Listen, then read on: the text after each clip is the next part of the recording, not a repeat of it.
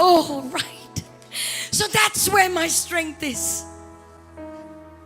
That's how I can be strong tomorrow when I go back to work, or in the middle of the week when the boss rails on me, or when my children just upset me, or when the money is not coming through and my job is too hard and I'm stressed out and depressed and anxious.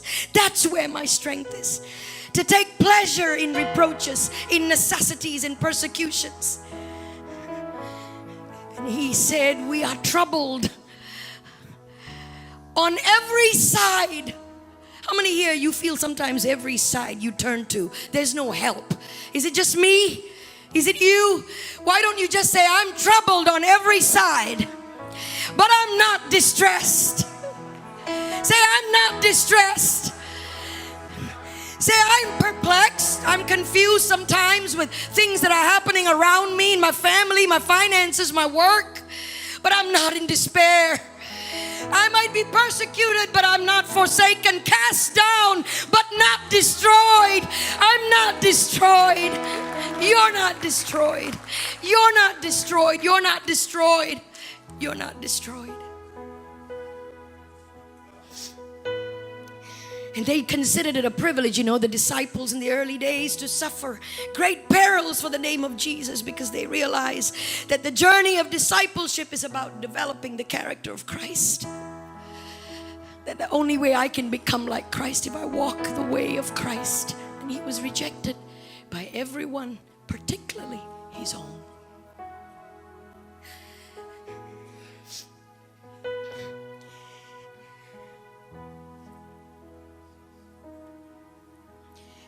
Iranian Christians jailed just a few months ago in Iran simply for sharing the gospel. Several years ago, a young Iranian schoolgirl gave her life to Christ, and when her parents found out, her father beat her until she was almost dead. She was seriously injured, and she was actually paralyzed from waist down because of the severe beating, but she kept her faith and continued to share Christ. You know what I want? Sometimes I feel my story is nothing compared to that Iranian schoolgirl. What I want is, I want that kind of power coursing through me. That if my neighbors reject me because I'm a little bit churchy, I'm always talking about prayer meetings and church and Holy Ghost. I need to be talking about it more, but I want to be at a place where there's power coursing through me that nothing can get me down. Don't you want to be there at some point? I want to be at that point where I can read the newspapers and see all the horrible stuff that's happening around the world. And in the United States, there's such great division in society.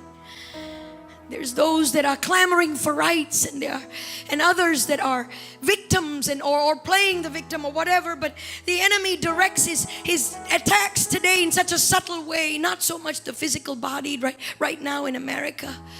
We're not in the place yet where people are getting their heads chopped off or legs chopped off for professing Jesus Christ. Not yet. But it's coming. I believe that persecution is not a nice thing, but it's a necessary thing sometimes to cause us to hold on to this power, to cause us to lean solely on God and not everything else.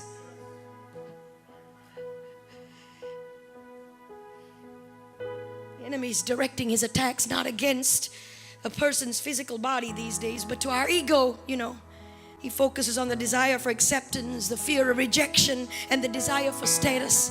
I remember when the priest was surrounding me and just, pushing me. Deny him. Jesus is not real. You do not know what you're going to lose. You're going to lose your mom and dad. They'll never speak to you again. You'll never be invited to weddings and funerals or birthdays. My mother told me this in eyeball to eyeball. My mother said, if I die, don't come for my funeral. It's very painful for a young girl. And that same mother said, I don't know what happened. All I know is you prayed and my legs don't hurt anymore, so I wanted to give flowers to Jesus. That was a long journey between then and now, but it was a journey worth walking. Don't give up on your children, on your spouse that is not worshiping with you yet, on your sons and daughters that may not be here yet. But if you want that power to be able to stand, not just religious persecution like I went through, but the power to just stand in the face of rejection and mocking and persecution and distress, and know that nothing can ever destroy you. Nothing can ever separate you from the love of God, because you are more, not just conquerors, but more than conquerors through Christ who loves you.